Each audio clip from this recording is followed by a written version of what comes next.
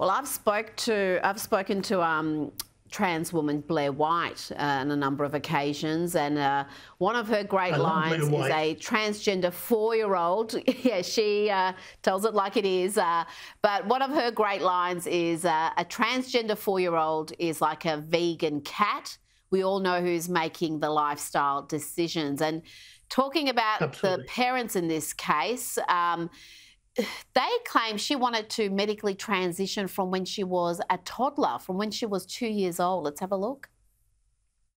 I'll never forget one day I was at the computer and Jazz came up to me and she said, "Mom, when is the good fairy going to come with her magic wand and change my penis into a vagina?"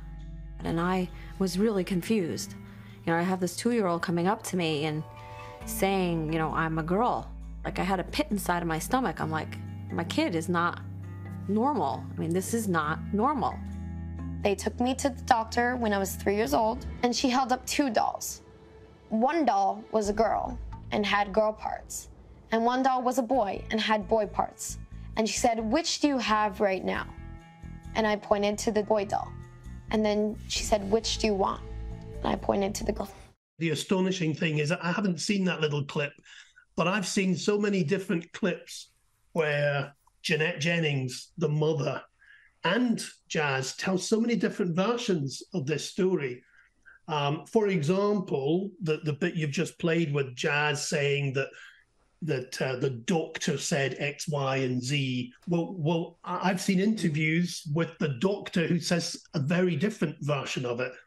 She, Marilyn Volker, who was the doctor, who was a sex therapist, not even Marilyn Volker. The idea that you would go to Marilyn Volker to find out if your kid was trans is so ludicrous. But Marilyn Volker says the opposite. She says that it was Jazz who said these specific things, and she says that Jazz said, "I want to have that body," looking at the little girl doll.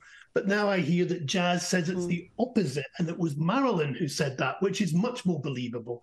You know, who would ask a child, "These are 2 dolls, which doll would you like to be in the future?" I mean, that's ludicrous. And even if I said in my article, if I had been shown dolls of Batman and Superman, and a therapist had said, which superstar would you like to be?" I might have pointed to Superman, but that doesn't mean to say they should attach wings to my body or do things to me. It's so absurd. However, Jeanette Jennings also said that she had decided herself that Jazz was born in the wrong body. She looked at the diagnostic, the DSM, the sort of health book that looks at all the different mental health issues, and doctors rely on it, but that's doctors.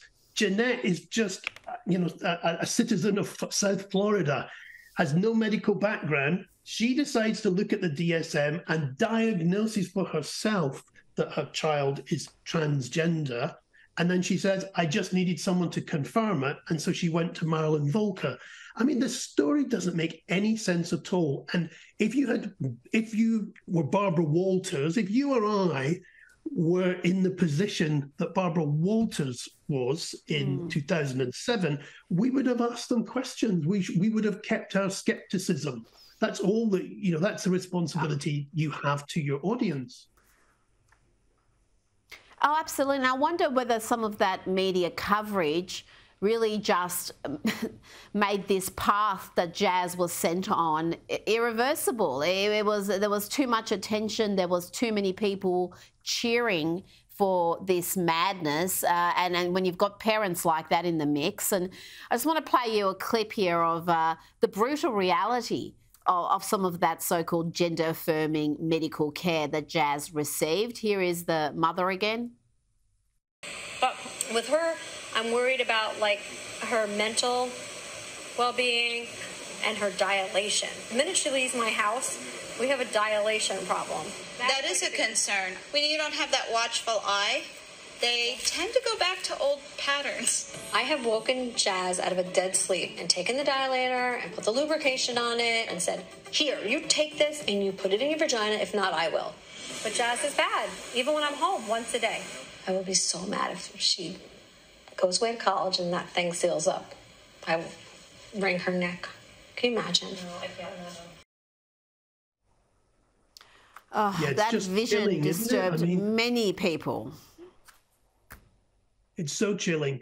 I mean, for a mother to be so glib about the fact that her child has been castrated and to buy into this idea that the neo-vagina will need to be continually dilated, and then to imagine doing it herself. I mean, it is so bizarre. It's so gothic, and yet it's extraordinary that this reality show in particular, but the American media has normalized something that 20 years ago, if you were talking about a teenager and his mother was going to use something like basically a sex toy, but it's the same sort of device to keep the wound open. I mean, people would have thought this is some sort of horrific scenario, a science fiction scenario, and yet we're now told this is normal and that we're in fact to celebrate it.